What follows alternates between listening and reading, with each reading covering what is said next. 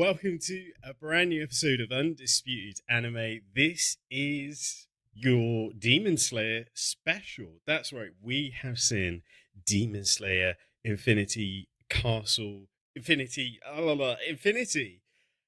We're going to talk about what we saw last night. We saw it in IMAX. It was amazing, but we'll do that more. This is Undisputed Anime Podcast.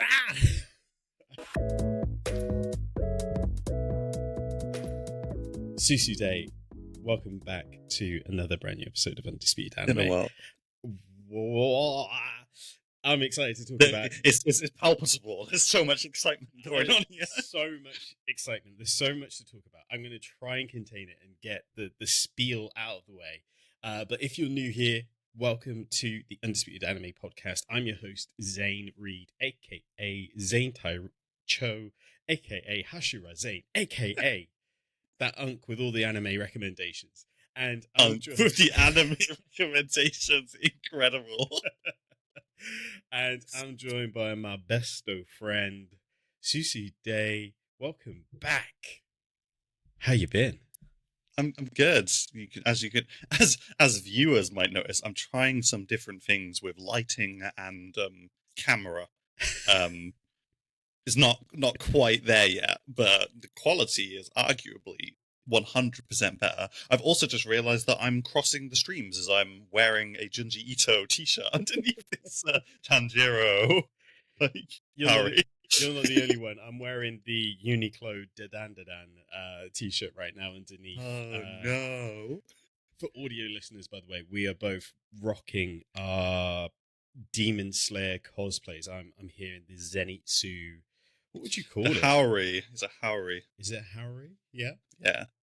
And Susu, you're rocking the Tanjiro checkered green. Yes, I am.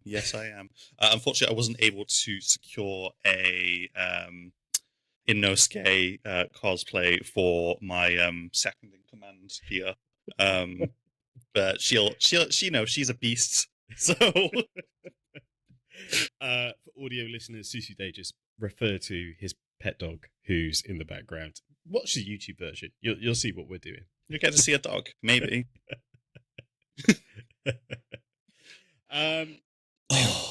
How's it been?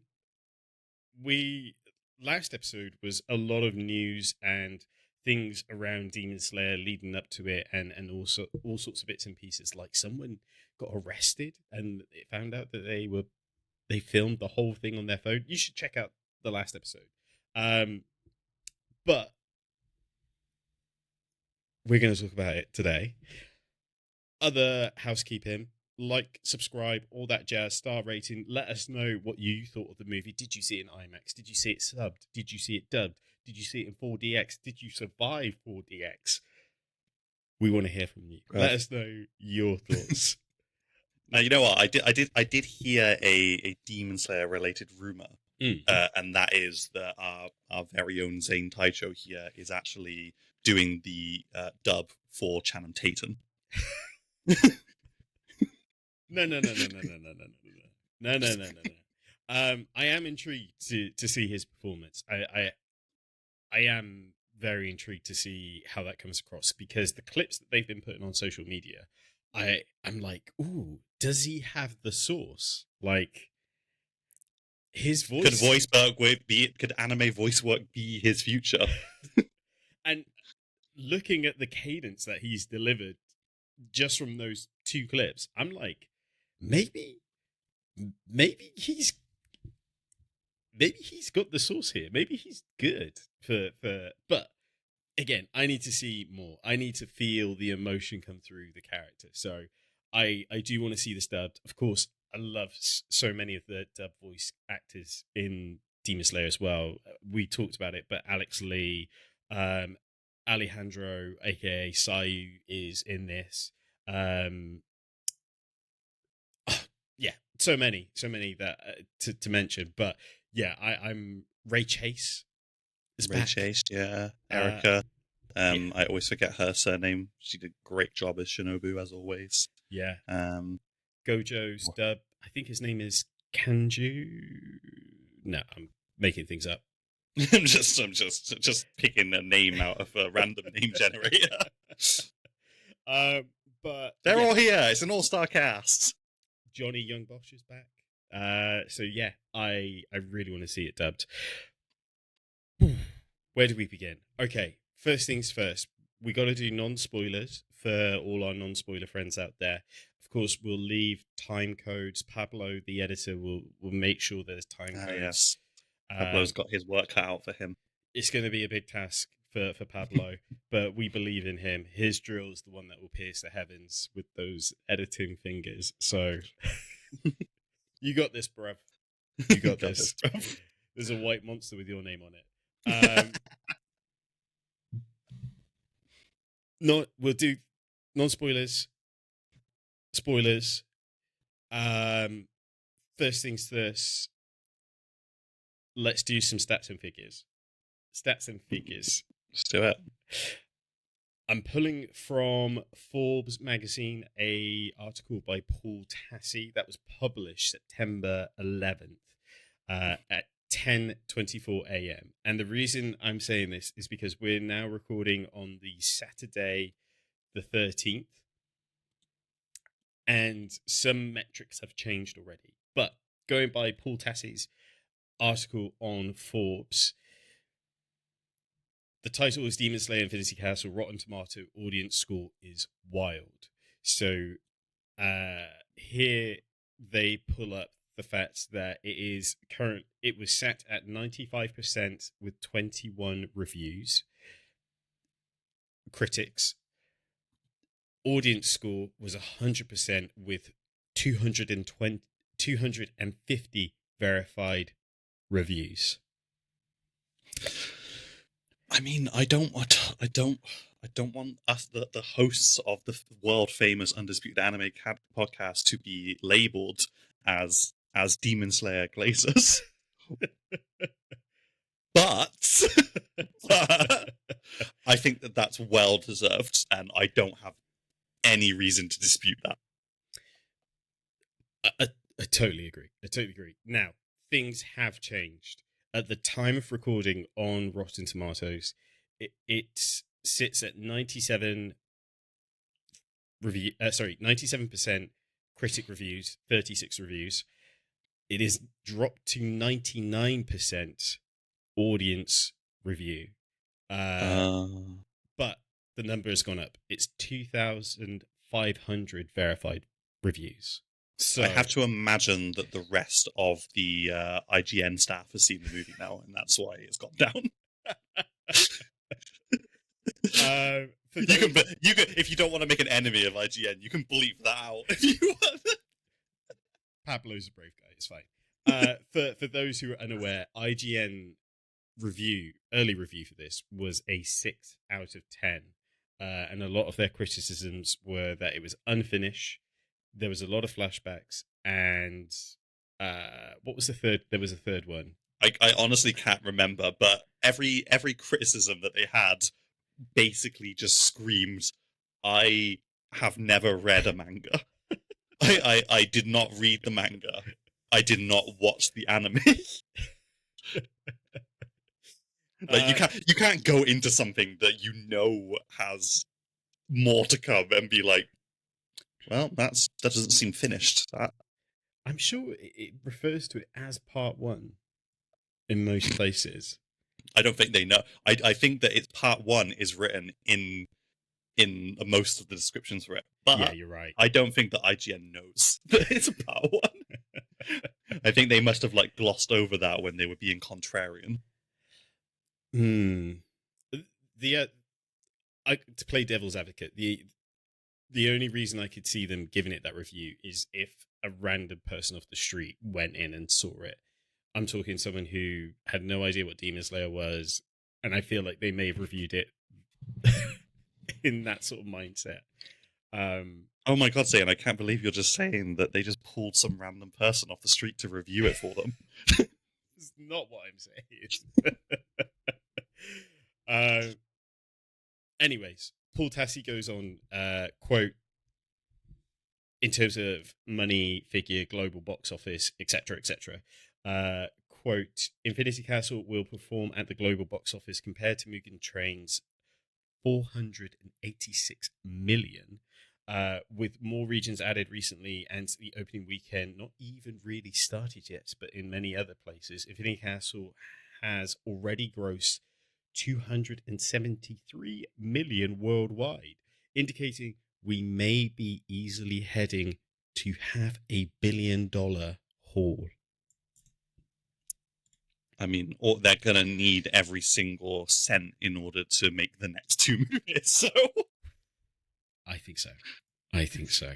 It's definitely on the up. Just having a quick look on Internet Movie Database, or IMDb. It is currently set at an 8.7 out of 10. And on Letterboxd, it's currently set at a 4.1 out of 5. So I imagine those numbers will probably gradually go up because, yeah, there's going to be some up and down. So not everyone's going to have the ability to go out on opening weekend to see it. And like, we were fortunate enough to get to see it on opening night for our region. Yeah.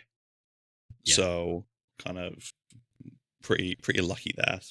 Great. And as a result, the atmosphere was great. So yeah, good audience. No clapping or cheering as such in ours. It was a very British audience, I would say. Yeah, it was good. Like I did wonder if at the end, once the credits started running, if someone would start clapping. I did think about doing it myself, but then I was like, no, the social anxiety. I don't want to start clapping and then no one else claps. I don't know if I already mentioned this, but we saw it in IMAX subbed. Yeah, I think I already mentioned that. Sorry, just 1,000 thoughts running through my mind right now. I feel like that it was the best way to have seen it. Like the audio quality was great. I was so immersed the whole time. So just great stuff. Great stuff. Should we talk about it a bit? Should we talk about it? Like, just do a non-spoiler and then. Yeah. First question: undisputed or disputed? Undisputed. It may. I'm always hesitant to say stuff like this, but it may very well be the best piece of animation that I've seen in the last decade. Yeah. In the anime sphere, anyway. Yeah. I think the last time I said something similar to this, it was my response to seeing the second Spider-Verse movie. But that was for a very different reason, because obviously it's a very unique animation style, and they kind of introduced it in the first movie, and then in the second movie they really showed exactly how hard they could go with it. Yeah. This for anime though, for anime specifically, probably the best animation that I've seen in a decade, and it's no lie how much work's been put into this. I think that there's a lot of people out there who might be a bit worried that we might go into movie 2 and there'll be a drop in quality. I joke to myself, oh, what if we get to the second movie and we get PNG locks? Yeah. I don't have those fears though. Seeing what they've done with part 1. Part 1 needs to be big. Part 2 needs to be bigger in scale, right? So it does make you think what will that look like? What would that mean? And then of course part 3 will have to be everything in terms of part story. 3 is gonna be the titular final showdown with Muzan. So it's gonna be Endgame, Infinity War, Endgame levels, I expect. Do you think they'll have an Avengers Assemble moment? Will the Hashira come together sort of thing? Demon Slayers! Possibly. We got a little bit of that at the end of the Hashira training arc, where they all get to Muzan. They're like, it's Muzan!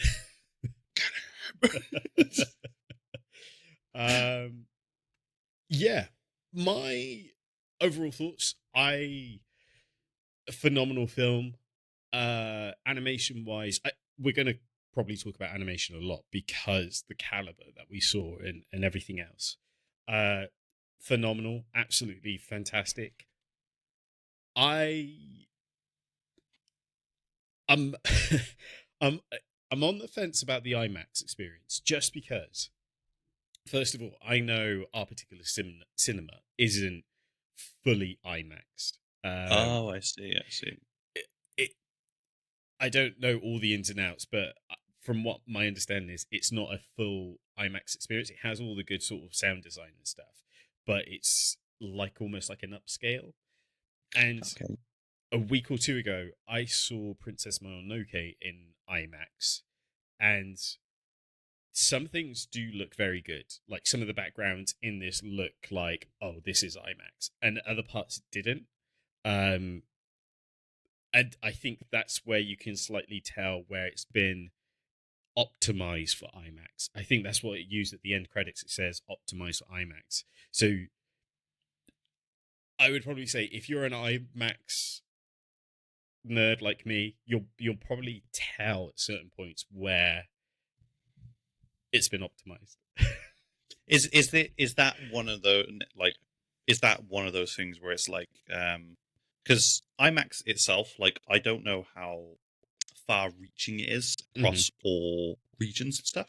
Mm-hmm. So is it really just one of those things where this is a movie that wasn't made for IMAX rather than the actual cinema not having the full specs to actually display it at its full IMAX beauty? It could be a combination of both. I think that's the one element of it is that if you're going to a cinema that doesn't have a fully IMAX screen or has a fully IMAX camera or projector, I should say, then when something is optimized for IMAX, it may feel slightly subpar. Um, but if you go to a specific IMAX cinema, to uh, that experience may be slightly different. It is probably what I'm trying to allude to. So yeah, it'd be interesting what that experience would feel like in a different cinema chain or cinema theater that has the full IMAX experience. Okay, good. That's food for thought. And Mm. um, I've heard on the grapevine that you will be seeing the movie again. Mm-hmm. Will you have it? Will it be at a more tuned location, so to speak? No, no, it'd be same experience again. But I'm still looking forward to it because Yeah, of course. it's a great movie, and Absolutely. not to say the IMAX experience I had was terrible in any shape or form. It's just that I noticed it being slightly different compared to the Princess Mononoke experience I had a week or two ago. Yeah. No, I understand that entirely. I don't like often see movies in IMAX. Like I don't go to the movies for anything usually more than the occasional movie will come out and I'll Mm. go and see it. But usually if I'm at the cinema, it's to see some sort of like anime screening of a movie. Um so I'm not tuned in like you are. Who I know you see a lot of movies.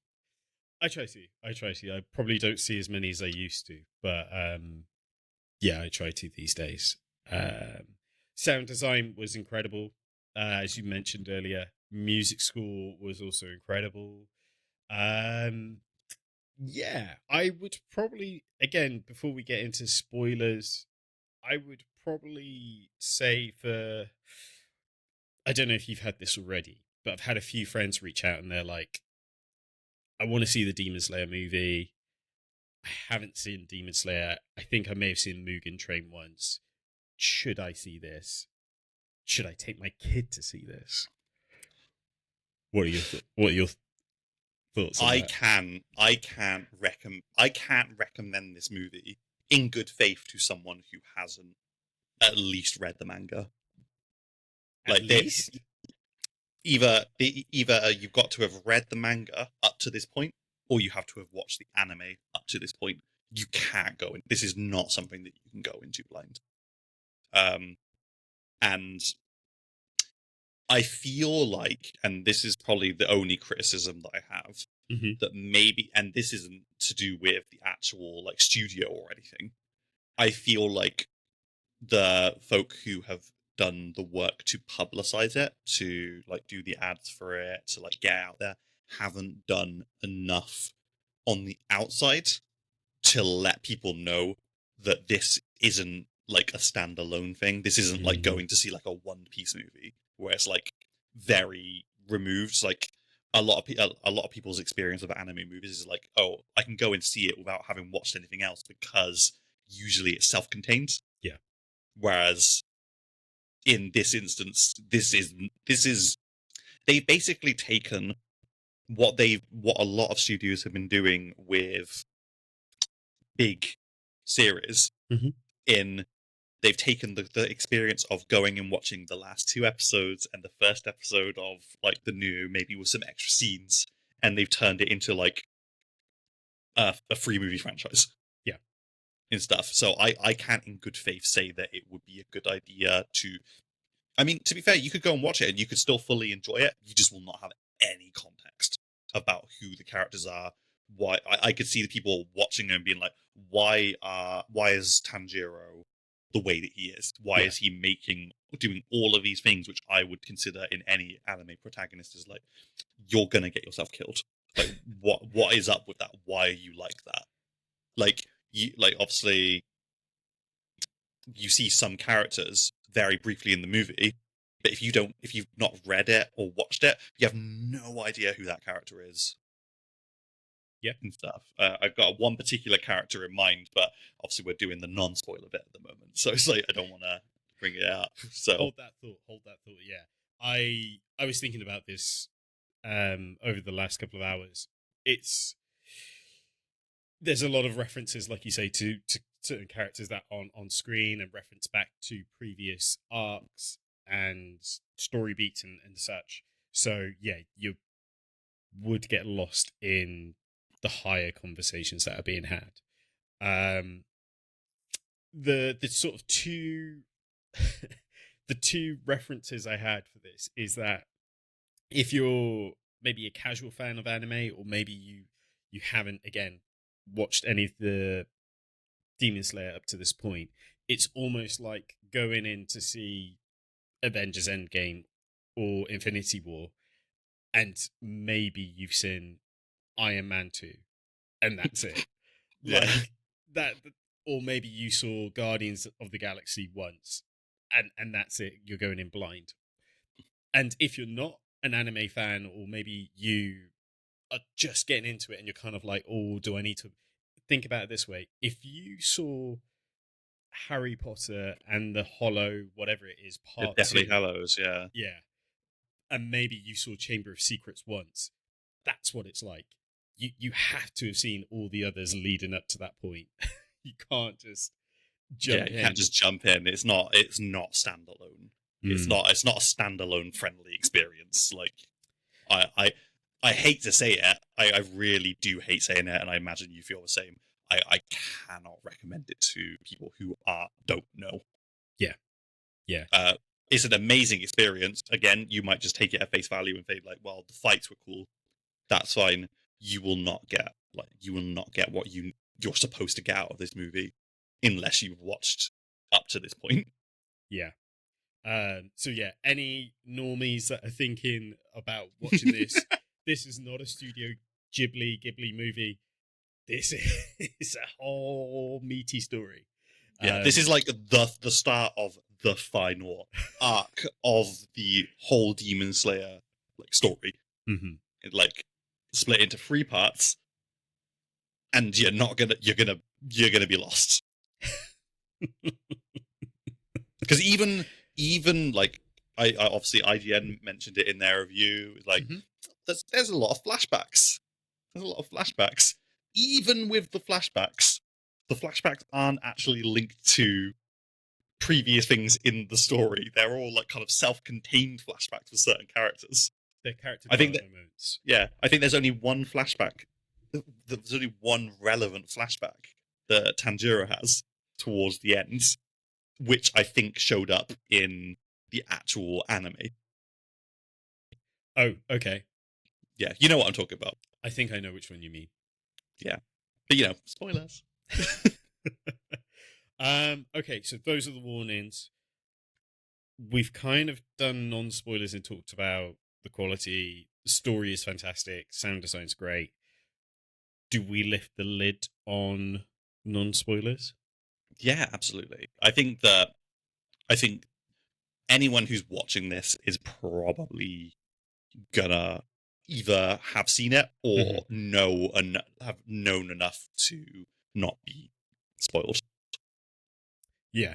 My last spiel on non-spoilers is that it is a very immersive experience. It's I can't say this highly enough.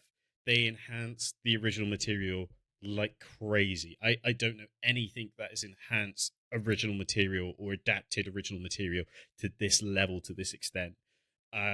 So it is phenomenal what they have done. Again, animation is just jaw dropping from start to finish. Beautiful design, beautiful everything else. So yeah, if you are planning to see it, please go watch it. It is phenomenal. Have a great time. Let us know what you think in the comments. Please do. Come back later for spoilers. I came out of that movie. I came out of that movie looking to you, looking to our friend Ray, and I think one of the first things I said was like, I'm supposed to just go on living my life after that. We were all Ryan Gosling. Yeah, we were just all. I think that was like, generally speaking, maybe that's why there wasn't an applause at the end of it, because I think that everyone was just very much like suddenly brought back into the real world and the realization of like, that was incredible. We now have to wait however many years until part 2 comes out. And then knowing that we also have to then wait until the finale. Yeah. And so it's wild. when I came home, the first thing I said to my wife was that it still went on during the credits. Like the movie didn't suddenly stop and then it rolled credits to a black screen. And people left. The movie was still going during the credits itself because it's teeing up to part 2. Yeah, it felt very much like when you're watching like a big anime and they get to like the mid-season bit. Like I guess the best comparison recently would be like JJK season 2. You get to the whole big Sukuna fight between Sukuna fight, and then you have this moment where the credit music. No, it doesn't. It rolls the intro music again. Yeah. It does the credits, but the episode continues over the credits. Yeah. I know exactly what you mean. So yeah, go watch the movie. Come Please. back, listen to the spoiler part, and again, let us know your thoughts because we'll be intrigued to know what you think. Welcome back. Hello. Spoilers. I kind of wanted to go through part by part, not so much scene by scene, but part by part. If you're willing to go on this Mugen Train journey with me. Yeah, of course. So, movie starts with essentially where the last season ended. We got some added extra scenes of the Stone Hashira having the conversation with the master around him being used as bait and him walking through this like graveyard of what I assume is of previous Demon Slayer Corps members. As an opening, I was like, it's a cold opening, but as an opening, I was like, holy. Yeah. Whatever. The impact that scene had was, as an opening, was great because like this, I guess this is gonna be a recurring theme. If you know the material up until that point, you know exactly how relevant that scene is for the setup, because you know what's coming, because it's already technically happened in the anime. Yeah. Like, this is like a before it happened kind of like flashback moment, isn't it? It's like an opening on a flashback, I guess. Yeah, and it I guess it's one of those weird things where it's like maybe the anime either didn't have time for it, or maybe tonally, pace, whatever it may be, it wouldn't have fit as well. But here, as a cold opening, is like incredible because you instantly see what this means to the demon course, the demon Demon core. Slayer corpse. Thank you. Where it's just like this stone graveyard, and you have the stone Hashira walk through it, like almost reflect on this is the final part. We are going to step into the final fight here. Yeah, with all these like graves behind him. I think it really frames what the master says. It puts it in a much higher like level, because obviously the reason he's like, use me as bait, is because, and he says it in the movie, is because he doesn't want any more children, any more of his children to die in this war. So he wants to bring this war to a close that night and stuff. So it's like, and I think that like then showing Stone Hashira in the graveyard is like, oh, this is why he wants this to be used as bait, because this is hundreds of gravestones, like hundreds and hundreds and stuff. Like, he does not want to see any more young lives snuffed out. He doesn't want to have to create any more child soldiers. There is that as well. Yeah, there's one of the, and that theme does carry out throughout the movie, although it probably gets overshadowed with all the other shenanigans that happen. There is like a level of, we need to end this not only as quickly as possible because Muzan is in a vulnerable state. Not only do we need to end this because we are just in like hell right now, but also like there are demon slayers that aren't well. They're not as they can't survive this night. They cannot survive in this infinity castle with, thousands upon thousands of demons after them. So we need to end this as quickly as possible to preserve and save as many as we can and survive. Yeah, and it just frames exactly how serious the whole situation is, because you're completely right. Like, at the end of the last season, Muzan is left vulnerable, but there is a distinct awareness that if he's given time to recover, there won't be any stopping him after this, because he would have adapted to no longer be fearful of the sun. Yeah, because that's his whole thing. He's been looking for like a body that can walk in the sunlight, which is his only weakness. So, absolutely incredible opening, absolutely. And obviously it goes from being so somber and so quiet to all of a sudden throwing us straight back into like the final moments of the last season, with Muzan and Tanjiro shouting at one another. Everyone, the sliding doors open up beneath everyone. Everyone starts falling into the castle. I will say, while I was extremely satisfied with that like kind of musical opening, I was a little bit disappointed that there were some demon slayers that we didn't see in the four, because in the anime, like when Zenitsu falls, and it's been memed on so much, he properly locks in. And we don't actually get to see that in the opening. No. Like, the first time we see Zenitsu is he's just walking through, isn't he? You're right. Yeah, I'm pretty sure he's already landed, because although there's the cool free fall, there's the whole like, oh, if I don't stop my fall, I'm going to splatter. I'm going to die. Yeah. So there's a few that we do get to see and how they managed to survive the fall. But yeah, you're right. I'm pretty sure Zenitsu is already running. The same with the Mohawk kid with the shotgun. Yeah. He's another one that's like randomly running around the place. So yeah. Following the fall, we stick with Tanjiro and Giyu, and we get to see some of the other Hashira survive their falls and take on the pouncing demons. I'm trying to think where it goes from there.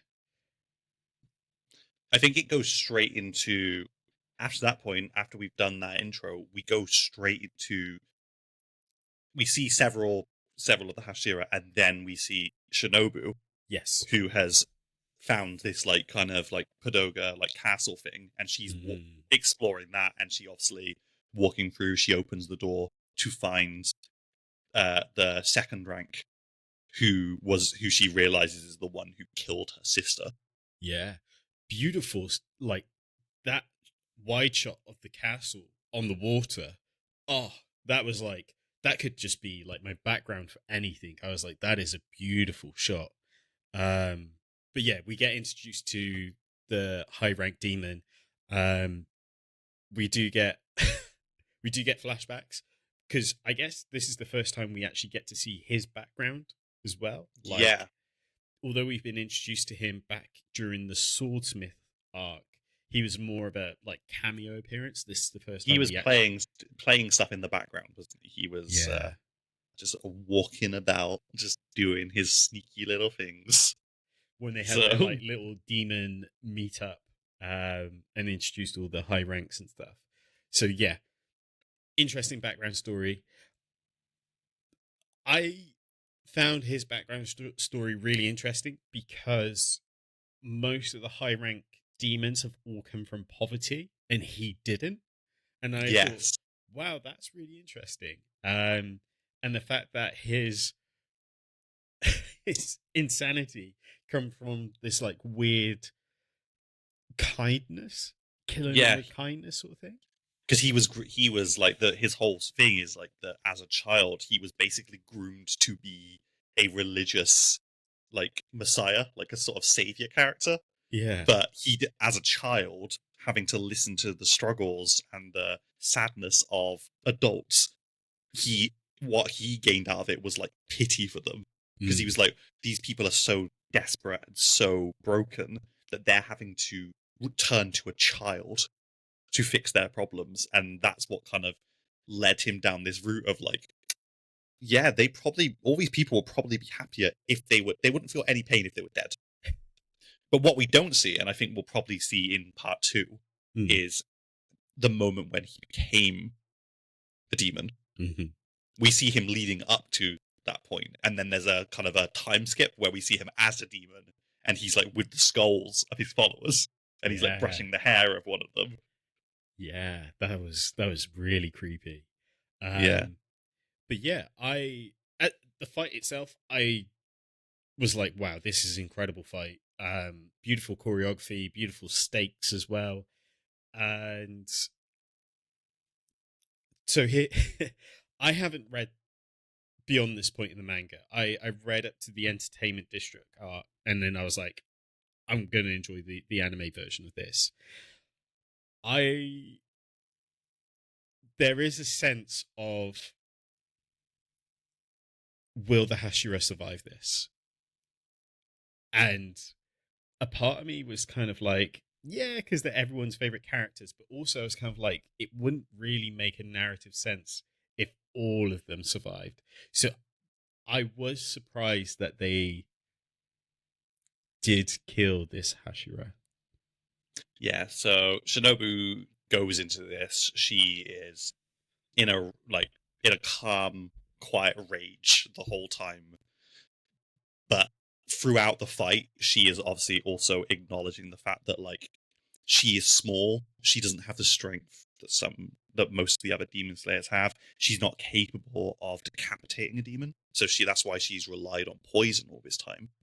But as she goes through the fight, she realizes that like these upper rank demons like they adapt too quickly to the poison.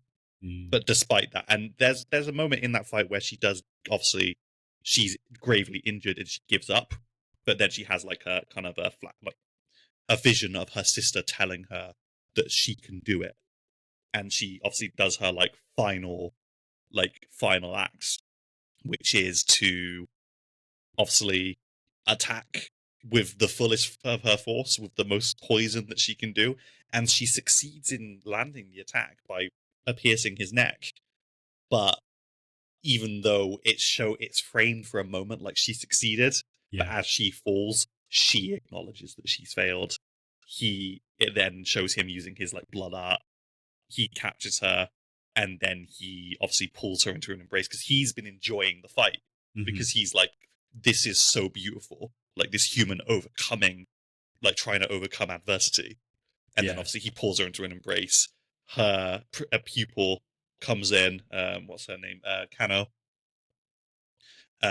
She comes in the final moments of Shinobu's life. She sees her basically getting snaps.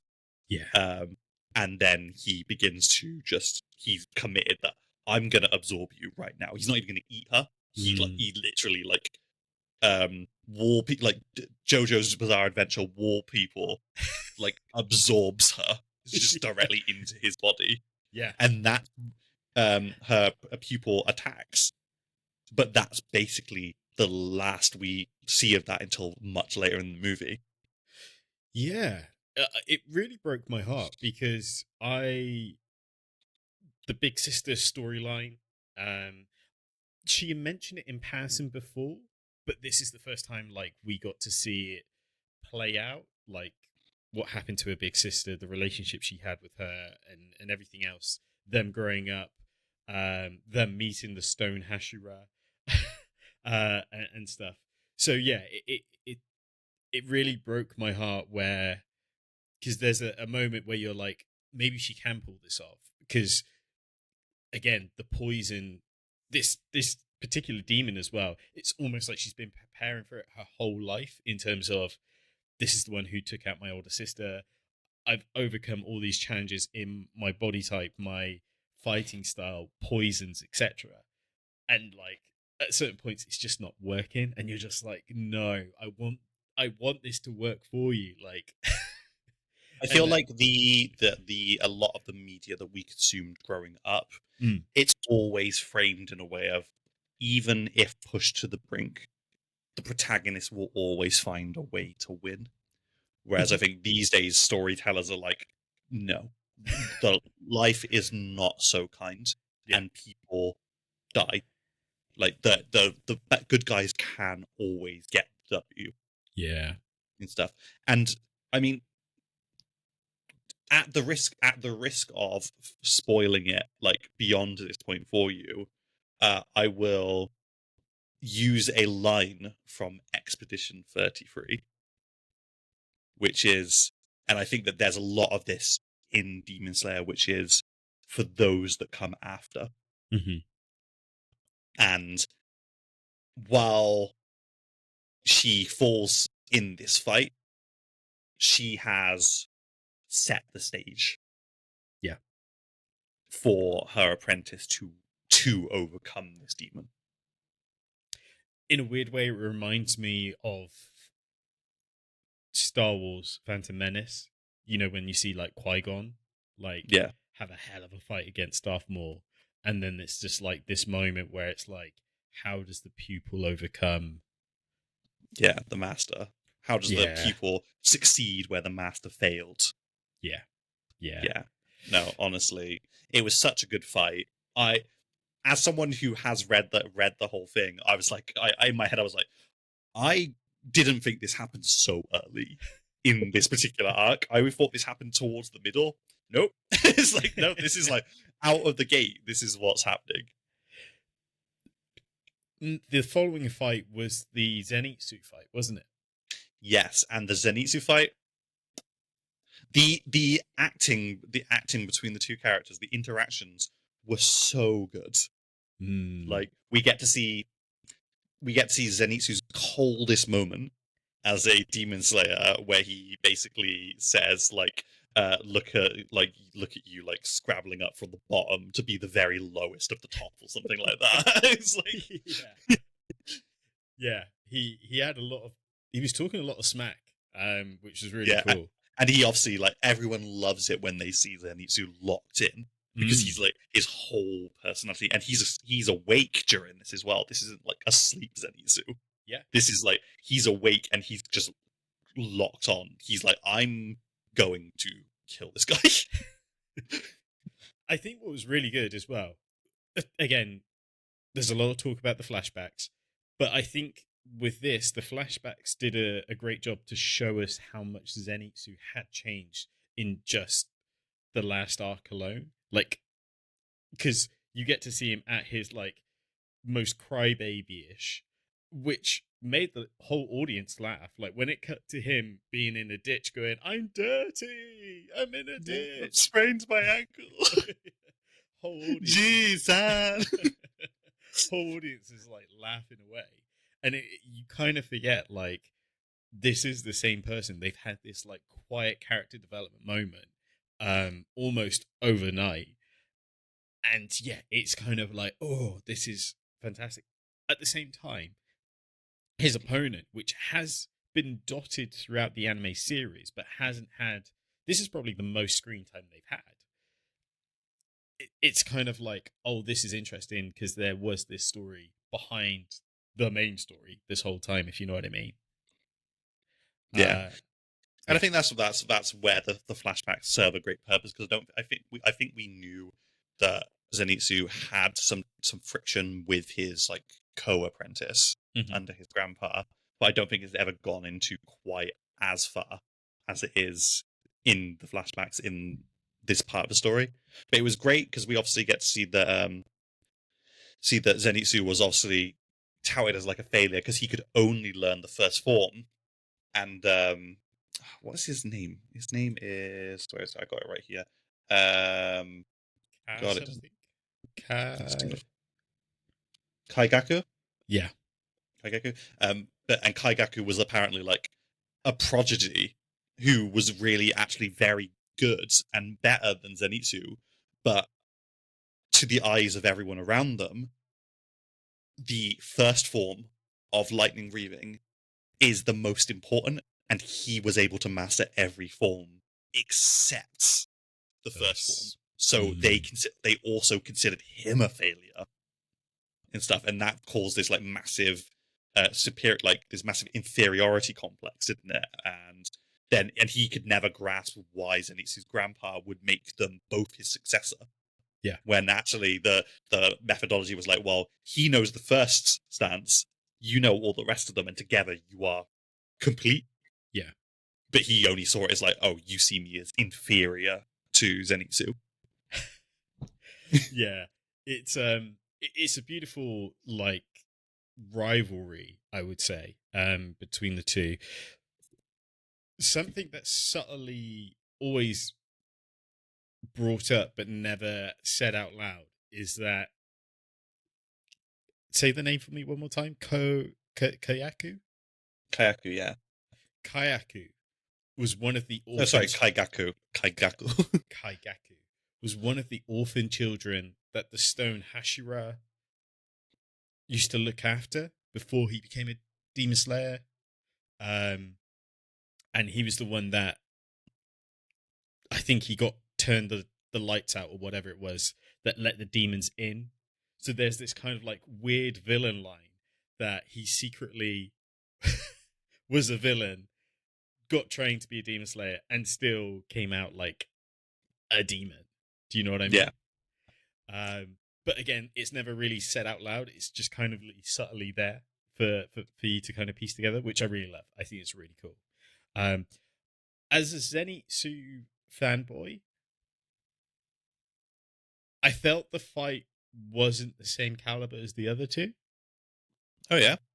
I think, yeah. I think this is the tricky part, is because although Zenitsu has this new demeanor about him and it's very exciting as such, it still doesn't, he's still not the swords master. He, like you said before, he only has the one form, and then we find out he has a secret form. But I guess that's what it's not Goku versus Frieza, is it? Like, it's not like a toe for toe fight. It's more Zenitsu takes quite a beating because although he felt prepared and ready and confident for the fight, he was still outskilled, outmatched until he uses his ace, which I think is very cool. But I think comparing it to the other two fights, it's a very different fight. Do you think it's because the fight in this instance? I mean, okay, so the I think the best way to frame this, Zenitsu's fight, he is up against one of the ranked demons, the upper ranked demons. Yep. Albeit the lowest, but he is the newest of the upper ranks. He's much weaker. It's even said after the fight that, like, if Zenitsu had fought this guy in a year, he would have been dead instantly. He would not have survived that fight.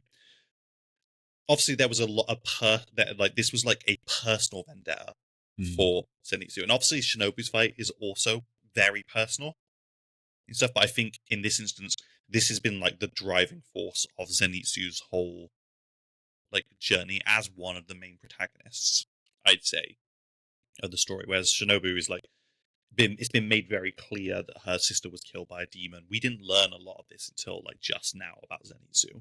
Yeah. So do you think it's just one of those things where it's like the fight needs to remain understated because it reflects Zenitsu's inability to master all the forms? He has to win with those two moves. Yeah, I think there is an element of that, and I think what also could be the case is that to use wrestling as an example, when you book a wrestling pay-per-view, the idea is that you open with one of your top matches and you end with one of your biggest matches, but the one in the middle is kind of the match that carries through. It doesn't have to be as spectacular as the end, and it doesn't have to be as wild as the opening, but it's almost the dip match, the mid card. And that's what makes me think about this, is that this is the mid card because, like we've elaborated, it probably wouldn't do a toe-to-toe fight. It just probably wouldn't serve as well, story beat wise. But also, for the general pace of the overall movie, I think it needs to dip so that when we climax to the climax, we're there. Yeah. Does that make sense? I see it. I absolutely see it. It's a good, all the same, it's a good fight. It's just, yeah, you're completely right. It just doesn't have the same, like, grandiosity of it. But it was very self-contained as well. There was no other characters involved. It was just a one-on-one. So, yeah. And he did succeed. Did you think there was...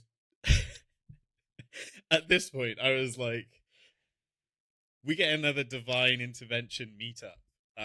Because Zenitsu gets to see Gramps and he sees him in the afterlife crying, saying that he is proud of Zenitsu. Which his pride and joy.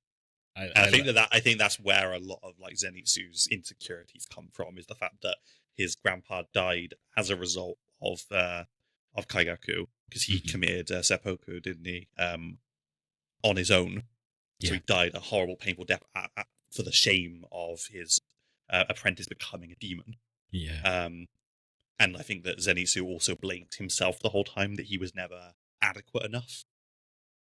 But to hear those words, whether they were in his head or not, or whether it was him actually at the gates at the river of the afterlife, seeing the spirit of his deceased grandpa, but he obviously gets to hear that, like, his grandpa was, even though he was hard on him, he was always proud of him. So, and I thought that was a lovely, like, moment to tie that fight up on. Yeah. So next fight, gosh, we see a couple of like kind of midway interactions. I think it's at that point we start actually seeing that the crows are doing their navigation of the Infinity Castle. They're basically using one of the demon's blood arts. Yeah, one of the friendly demon's blood arts. They're basically scouting the whole Infinity Castle in real time, and they're like drawing up maps. And they're in this like room. They've got all the helpers and stuff, just bringing them paper while they just draw what the crows are seeing, like to map it out, because they're trying to find Muzan. Because they're like, to end this fight, if we can end Muzan, every demon dies, and stuff like that. They've got to find Muzan. It's also in that point then we also see a couple of Hashira acting. But we also see that the lower ranking Demon Slayer Corps members are like, no, we need to preserve the Hashira's strength because they need to fight Muzan. So we're going to put ourselves in danger to make sure that they can do this. Really We cool see moment. we see that the demon who's in control of the Infinity Castle is constantly trying to separate certain players from one another because they try and get Tanjiro, but he's able to recover and get back up. But then they feel an approach of a demon. And this is really the main set piece of the movie, I'd say. Yeah, So, you're right. It's just something else to touch on quickly. What some people didn't realize, and again, I think this is more the anime watchers, including myself, is that the master had more children, because there was some children that were in hiding at the end of last season, so that when Muzan came to their house, because the master sacrificed two of his children and his wife to lure Muzan into a false sense of security. Yeah. And the remaining children, which includes his heir, are hard at work, like you say, working with the crows, working with I always refer to them as the ninja part of the Demon Slayer Corps. Yeah. But like you said, they're using communications. They're trying to map out as much of the Infinity Castle as possible and find Muzan. And I love the fact that they're putting up all the maps around the room, like even on the floor and stuff, and trying to like jigsaw it all together. I thought it was really cool. Yeah. And it's like the response room, isn't it? At war, in like a war, isn't it? It's like you got all the information, the intel coming in. It's like this is like the control center. This is where everything's being done from. They are the cleanup brigade. Ah, I see. That's what they're called. But even the children, again, have a great little story moment, because they have they feel the pressure of not only carrying on their father's work, but they're also trying to fulfill their family's demise Purpose. And they feel the pressure of it. Like one of them starts crying as they start filling out the map, because it feels like an impossible. They want to mourn. It's quite a daunting task trying to map out an Infinity Castle and find Muzan and all these other stakes, and they're just children and with no special powers of their own or anything. So yeah, it's incredible. Even the 5 minutes they have, amazing story moments. Yeah, absolutely. Akaza. One entry. Yeah. What an entry. And he's been looking specifically for Tanjiro. That was a good scream because as well. He has an aversion to the weak, and he wishes to crush the weak. And last time he saw Tanjiro, he considered him a weakling. But in the first moments of him being there, Tanjiro counterattacks immediately, and it changes his whole opinion of him, because he's like, oh, this guy is gone strong. Like me killing that Hashira did something, like triggered something. Even Giyu is shocked at Tanjiro's like response time and such, and he even thinks to himself, like, Tanjiro, you're probably Hashira level right now. Like, this is it's so cool. It's so cool because even though we're hearing Akaza, we're hearing Giyu like say these things in their heads, Tanjiro at the same time is like, I am so inadequate, and my master is having to cover all my blind spots. He's fighting while protecting me. He's choosing what moves to use based on what moves I'm using in order to make sure that I'm able to like continue fighting and stuff. So really cool. all the while, people be like, Tanjiro is incredible. Like this growth, he's like, oh my god, I'm the worst at this. Um, yeah, the sort of three-way fight between them is phenomenal. And there's quite a few turning points. So there is a turning point where um the first sort of knock away from Giyu, and then it's just Tanjiro and Asuka for a moment, and then Asuka realizes they have that conversation, like you say, of ideology around being the strongest and weaklings and stuff like that, and then Asuka gets his like first ghost visit from who I can only assume is Channing Tatum. Yeah. He gets his first visit by Channing by Magic Mike.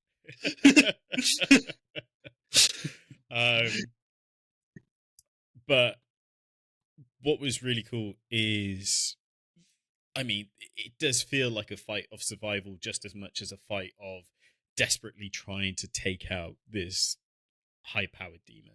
Do you know what I mean? Yeah. And that's what I love about Demon Slayer overall, because you get that sense every now and again, like even with the Tengen fight, there's the sense of survive versus taking out the threat. And I think you even alluded to it last night by saying it was almost like some of the Elden Ring fights you have.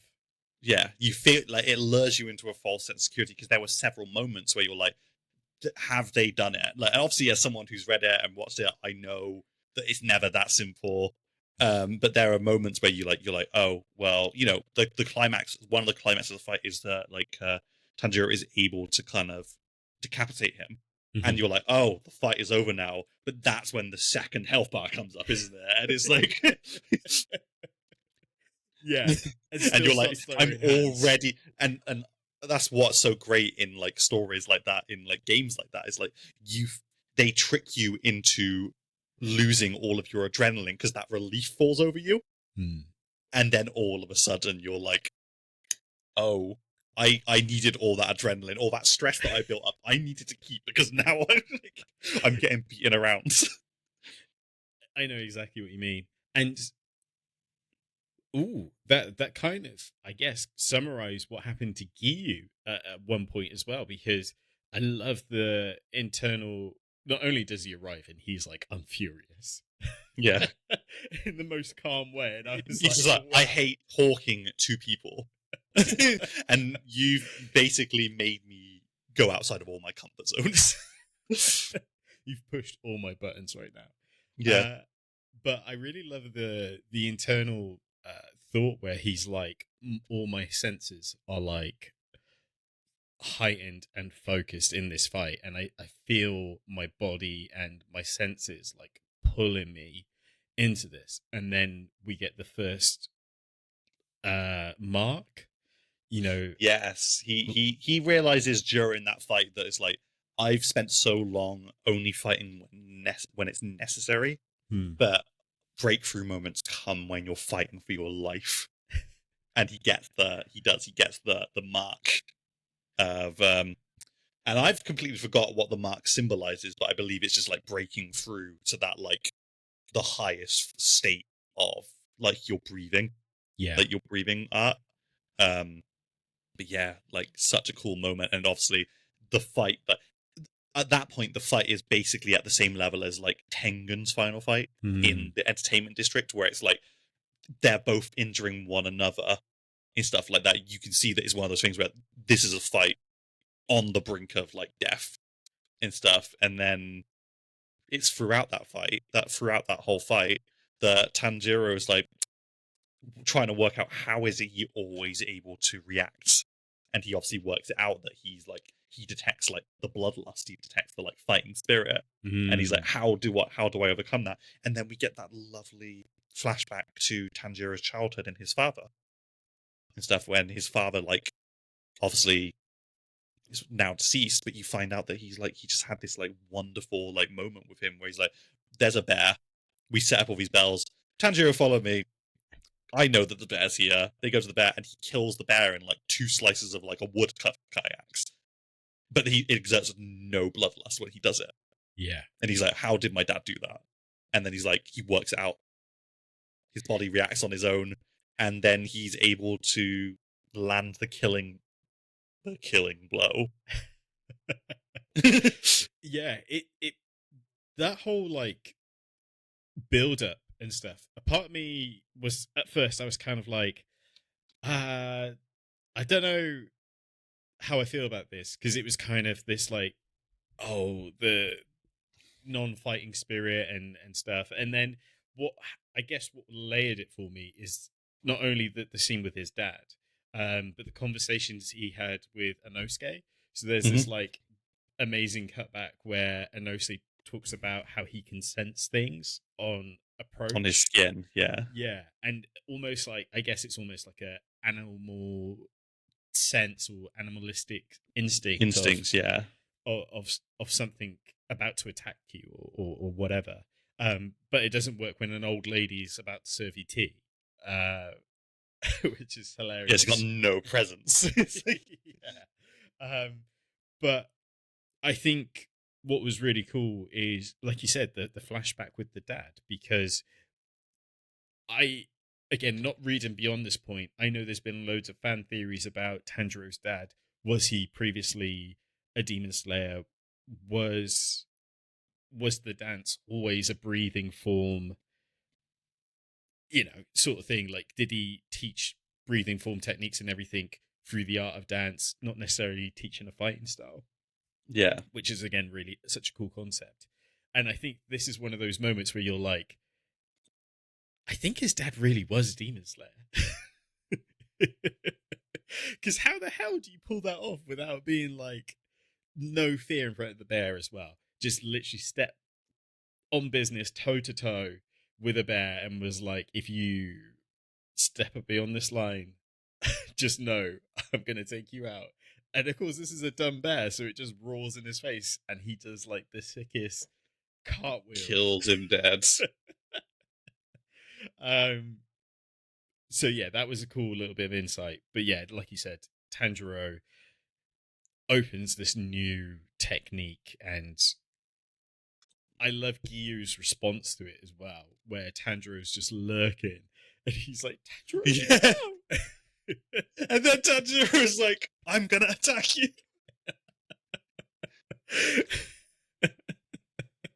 But I think that's based on. I think that's based on the information that he remembered from Inosuke, where Inosuke's like, well, of course you'd have to exert bloodlust to actually cut off a demon's head because you wouldn't be able to do it otherwise. So I think Tanjiro went into that with the mindset of like, I'm gonna have to announce myself in order to have the strength to be to be actually do the job. But obviously, it's a hilarious moment because you're like, what? All of a sudden, why are you doing this? But later on in that fight, he does react by slicing his head off without any bloodlust at all. So, which is obviously an incredible moment. Another incredible moment is Akaza grabbing his head because he refused to die, and then forcing it back onto his neck. Yes. And then his body trying to start healing. And then the next thing you see is Gyu's like broken sword, yeah. just going from the back of the head. And then obviously the head burns away. But then we're like, everyone's like, oh, the fight's over now. And then all of a sudden, the body gets back up and starts like healing and stuff like that. And because that was his whole thing, is like he's got like one of the best healing we're going to call it a healing factor, like Wolverine, I guess. He's got like one of the best like regeneration times of all the upper ranks and stuff. So he's like almost like, and it goes into this like throughout the thing, like that he's like almost involuntarily healing. Yeah. Because he does like, we go into that lovely long flashback of how he became a demon and stuff. And that's when almost felt like a movie within a movie. Yeah. And stuff, which was great. I'm not going to go too much into that right now because it is like, it's very separate but relevant at the same time. But like the moment to moment is that like he became a thief to get medicine for his dad. His dad committed suicide so his son wouldn't have to look after him anymore. He went into a bit of a rage. He met his new master, who took him in as his apprentice in order to look after his daughter. Mm-hmm. He lived a happy life with them. He was going to be brought into the family as her husband. The rival dojo poisoned the well while he was away visiting his dad's grave. Obviously killed his master, killed his fiancée. He went into like a killing frenzy, murdered everyone at the rival dojo, murdered everyone who came after him, and then he encountered Muzan. Yeah. And after he became a demon, he lost his memories of all that. And that's why throughout the whole fight, every now and then, he has these moments where he's seeing these faces of people who he doesn't know who they are.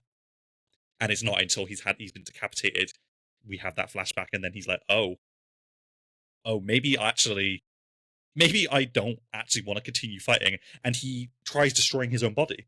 Yeah.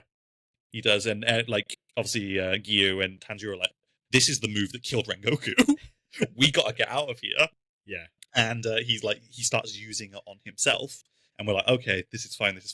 But his body starts to heal again. And he's almost like we can't hear his voice anymore because he's got no head. But in the internal monologue, he's like, stop regenerating. I want to die now. I lost the moment that Tanjiro cut my head off. I had lost this fight. He starts having like visions of Muzan, who's like, no, you gotta get back to the fight. Yeah. And like the memories of his like master and his fiance like come back, and he's actually stops regenerating, and the fight is over. Finally get put to rest. Yeah. Yeah, it's a beautiful character arc moment. Again, it almost goes full circle in where he gets this fighting spirit from, and from a good place, and how that evolved. And one thing that stuck out to me is, like you said, when his body starts regenerating, Tanjiro thinks to himself, oh my gosh, like he's almost evolving to like Muzan levels, because they can't defeat Muzan without sunlight now, because he's got to that point where his regeneration is so good. And it was almost like their fight was almost evolving Akaza's body to adapt in all those ways and such, which was really frightful. And it was still so scrappy at the end. Like Giyu is fighting with like broken ribs and all these injuries and stuff, and he's still trying to like defend a collapsed Tanjiro body against like a walking torso, which was there's moments where you're just in awe of like what's happening and the stakes again. Yeah, it was just such a great fight, and I love it when you are like, I feel like this was good in that, like, often in a very Naruto way, a lot of stories are like, oh, the protagonist learns of the the enemy's history, and they gain sympathy for them, and they are able to kind of help them come to terms with that in the fight and pass on. Yeah, taught no jutsu and stuff like that. But in this, it's like that all happens, but it's not for Tanjiro, it's not for Gyu, it's for the viewer. So we come out of this fight like, oh, there was a reason. Like, this is the reason why he became a demon. It's heartbreaking, and it's more heartbreaking because after becoming a demon, he didn't even really remember who he was before he was a demon. So everything he did afterwards was like a different person. Yeah. Yeah. So, and it wasn't until like Tanjiro punched him, like his sword slipped out of his hands. He punched him in the face, and everyone's like, "Oh, what?" Yeah, there's so much to Akaza, and he's not even aware of it. Again, his whole fighting style is based on the training he got from Channing Tatum. His whole demon blood work compass is based on the hair clip of his fiance, because she had snowflake hair clips. There's just like so many of these threads that kind of make him that he's unaware of, and then it's not until his moments that he does want to pass on, like he's had enough and he wants to be with the people he loved in the afterlife. even if he couldn't be with them directly. Because I think that even in his like little final flashbacks, he's like, "We forgive you and we love you, but like we're sorry, you can't come to where we are because you'll be going somewhere else." But in the very end, he obviously understood that the people who he actually cared about didn't bear him any ill feelings. Mm-hmm. So they really telegraphed it at the end, didn't they? Where he was just like crying and there's like flames around him for a split second. It was like, just in case you think he went to the other side. Yeah, no, this guy is going to hell. But at the same time, it was very much similar with the demons that Tengen fight. You know, again, similar. They came up from a rough background. It was more society had done to them, and then they were slowly walking off into hell when they were passing on, sort of thing, coming to terms with their actions and such. So yeah, it's thematically it does its thing. Talk no jutsu. But yeah, after that fight, we obviously it's announced that the rank 3 is defeated.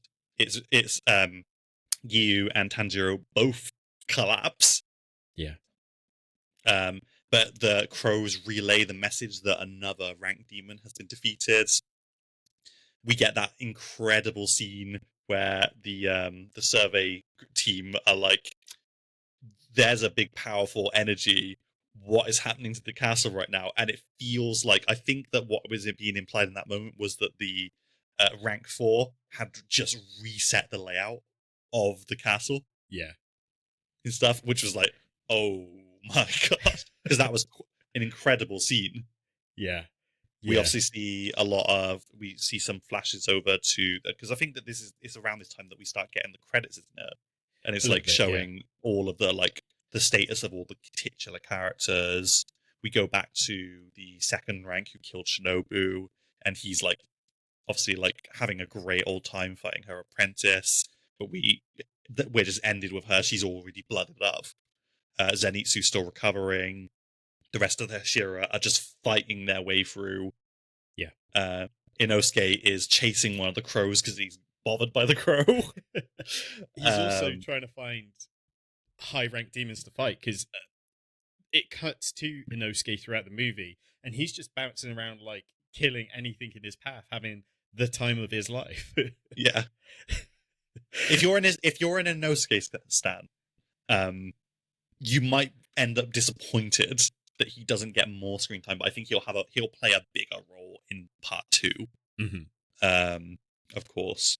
But yeah, we get this like, and then in the final moments of all that scene, we get like the cutaway where Muzan's talking, because it goes back, it reiterates that like we have to find Muzan to end this fight, but Muzan's like, you're not going to find me, and he's like kind of in his like blood ball, hidden away, like adapting. Yeah.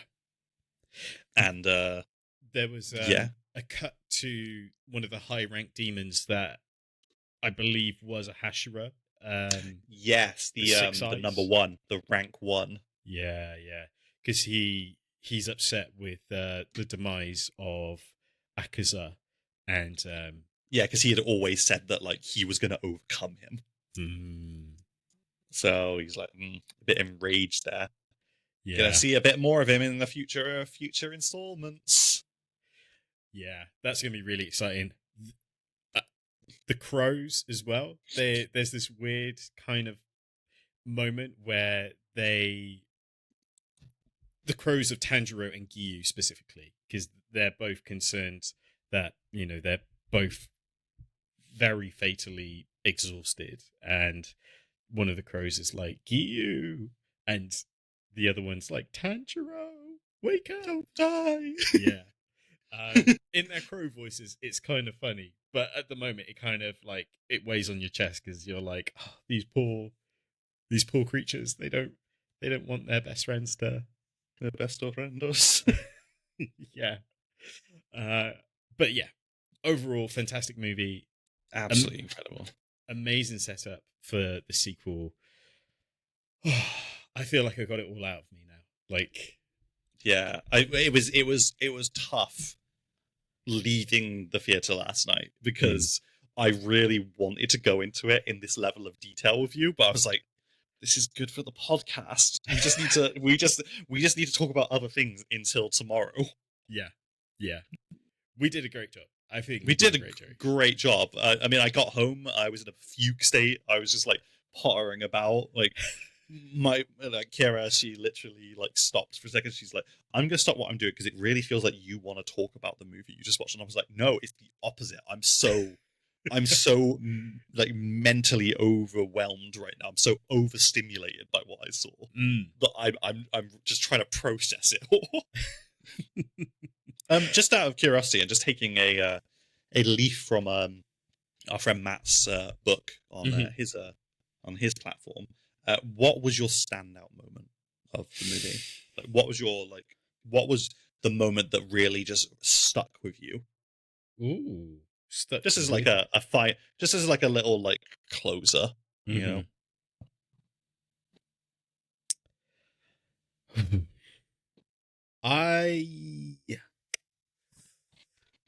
There's a lot, but I really like this scene where, again, the children are mapping out the Infinity Castle, and outside is Tengen and Rengoku's dad. And it just talks about the pressure that the children have inherited and the job and stuff. I really like that scene. There's no fighting, there's no nothing. It's a 2-second scene, but I really liked. Yeah. And especially if you read like the data books, Tengen and Rengoku had a close relationship. So I feel like it feels more, for me specifically, knowing that Rengoku's dad comes back in, even though he was very much against all of that. So yeah, I like that. That's probably my standout. But yeah, what about yourself?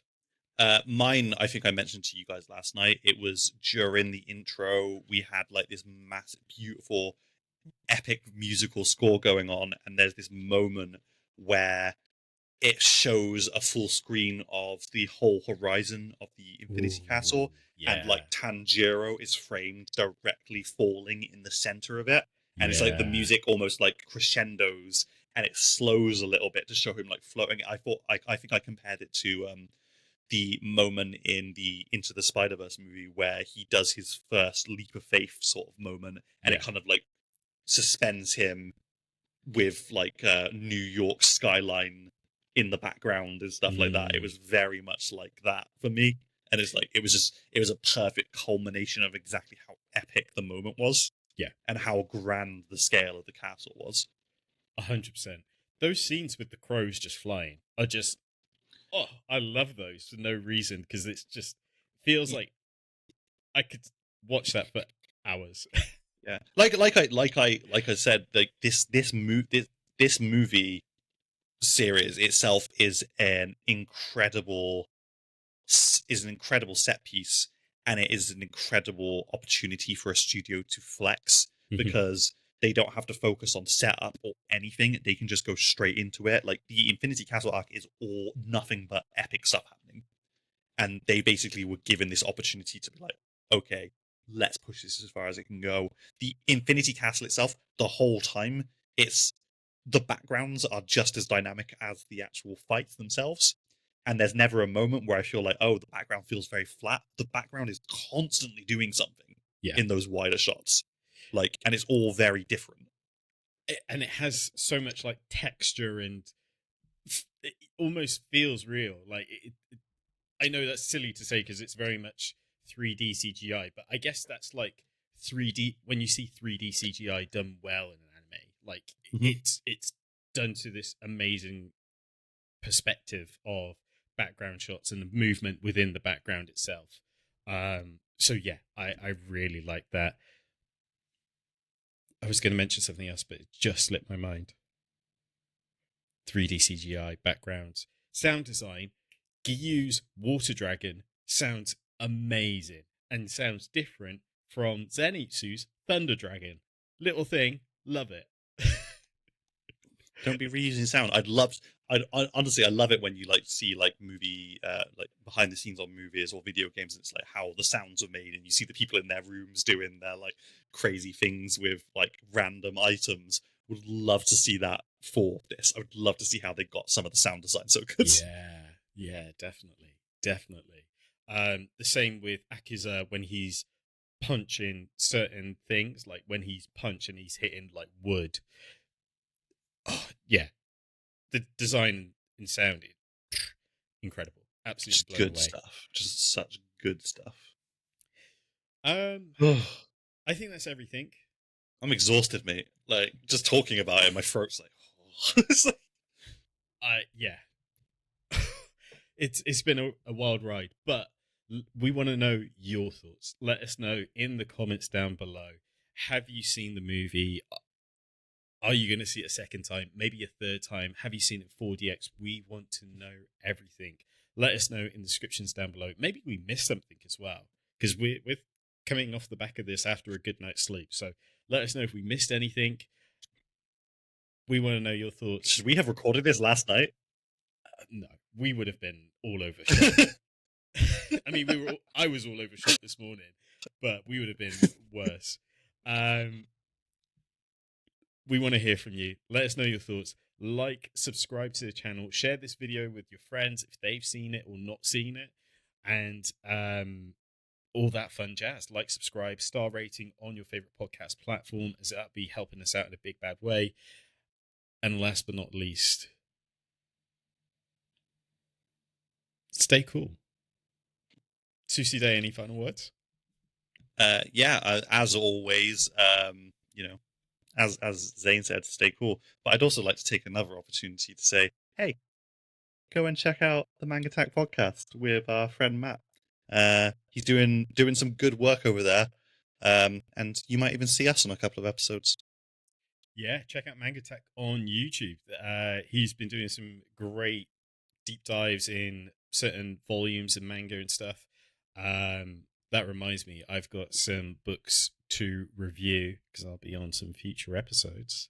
Same. Check your boys out. But yeah, relevant links will be in the description down below. And as always, yeah, stay cool, stay calm, stay collected. Practice your breathing. Practice your breathing techniques. And we shall see you in the next one. Thanks for listening. Peace. Thanks for watching.